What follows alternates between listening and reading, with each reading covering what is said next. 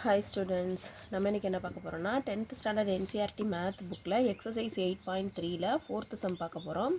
4th 7th subdivision என்ன கொடுத்துருக்காங்கன்னா sin theta minus 2 sin cube theta divided by 2 cos cube minus cos is equal to tan prove பண்ணணும்.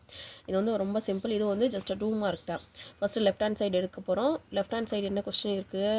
sin minus 2 sin cube divided by 2 cos cube minus cos. இப்போ நியூமரேட்டரில் பாருங்கள், இங்கே sign இருக்குது, இங்கே sign cube இருக்குது. அப்போ ரெண்டுலேயும் ஒரு சைன் காமனாக இருக்குது. அது வெளியில் எடுத்துடலாமா? காமனாக எடுத்துகிட்டு என்ன வரும்? சைன் போயிடும். சைன் போயிடுச்சுன்னா அந்த இடத்துல ரிமைனிங் 1 மட்டும்தான் இருக்கும். அப்போ இங்கே ஒரு ரிமைனிங் ஒரு 2 இருக்குது. இங்கே 3 சைனில் ஒரு சைன் போயிடுச்சு. அப்போ என்ன வரும்? ஒரு சைன் மட்டும் இருக்குது. கரெக்டாக? என்ன ப்ராக்கெட் ஓப்பன் பண்ணுறோமோ அதே ப்ராக்கெட் தான் க்ளோஸ் பண்ணணும். பாக்ஸ் ப்ராக்கெட் ஓப்பன் பண்ணிவிட்டு இந்த மாதிரி ப்ராக்கெட் க்ளோஸ் பண்ணக்கூடாது. அப்போ இதே மாதிரி கீழே பார்த்தோம்னா ரெண்டுலேயும் காசு காமனாக இருக்குது. அப்போ எப்படி எடுக்கலாம்? காசை காமனாக எடுத்துகிட்டு 2 இங்கே இருக்குமா, இங்கே ரிமைனிங் 3 காசில் ஒரு காசு வெளியில் போயிடுச்சு. அப்போ ரிமைனிங் 2 காசு இருக்கும். அப்போ காஸ் ஸ்கொயர் மைனஸ் 1 மட்டும்தான் இருக்கும். ஓகே, இப்போ வந்து ஆக்சுவலாக ஆன்சரில் வந்து டேன் மட்டும்தான் வரணும். அப்போ சைன் பை காஸ் டேன் மட்டும்தான் வந்துருச்சு நமக்கு ஆல்ரெடி ஆன்சர். அப்போ இந்த டோட்டல் பார்ட்டை வேனிஷ் பண்ணணும். அதாவது நியூமரேட்டர் டினாமினேட்டர் கேன்சல் பண்ணணும். என்னமாவது பண்ணி நம்ம கேன்சல் பண்ணணும், அவ்வளோதான். இப்போ கீழே இருக்குது இல்லையா, இதை அப்படியே எழுதிக்கலாமா? ஃபஸ்ட்டு சைன் பை காஸ் இருக்கட்டும். இதை என்ன பண்ணி கேன்சல் பண்ணலாம்? இதுக்கு வந்து டோட்டலாக அது மேலே கீழே ஒரே ஒரு தான் யூஸ் பண்ண போகிறோம். என்னது? Sine square plus cos square is equal to 1. இந்த ஃபார்முலாவை மாற்றி எழுதி எப்படியாவது கேன்சல் பண்ணணும். ஃபஸ்ட்டு சரி, இங்கே இருக்கிறது எழுதுவோம். இங்கே வந்து 1 இருக்கா, மேலே 1 இருக்கட்டும், மைனஸ் 2 இருக்கட்டும்.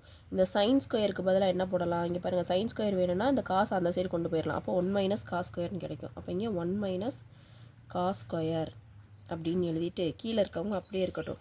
2 காஸ் ஸ்கொயர் மைனஸ் 1. ஓகேவா? That is equal to sine by cos வந்து இருக்கட்டும். அது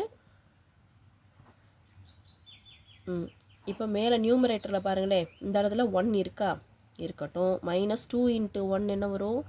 2. அதே மாதிரி மைனஸ் 2 இன்ட்டு 1 வந்து மைனஸ் 2. ரெண்டு மைனஸ் சேர்ந்தால் ப்ளஸ் ஆயிரும். 2 இன்ட்டு காஸ் ஸ்கொயர் வந்து 2 காஸ் ஸ்கொயர்.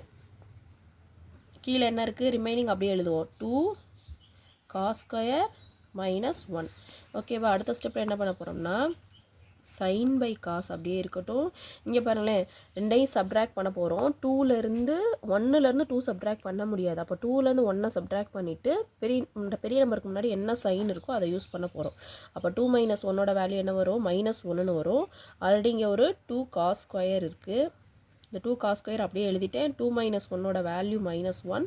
கீழே டினாமினேட்டரில் அதே மாதிரி 2 காஸ் ஸ்கொயர் மைனஸ் 1. இப்போ பார்த்தோன்னே தெரியுது, அழகாக பியூட்டிஃபுல்லாக இருக்குது. இது அப்படியே கேன்சல் பண்ணிட்டோம்னா ரிமைனிங் என்ன கிடைக்கும்? சைன் பை காஸ் மட்டும்தானே கிடைக்கும். அப்போ என்ன வரும்? Sine by cos. Sine by காஸோட வேல்யூ என்ன வரும்? டேன்.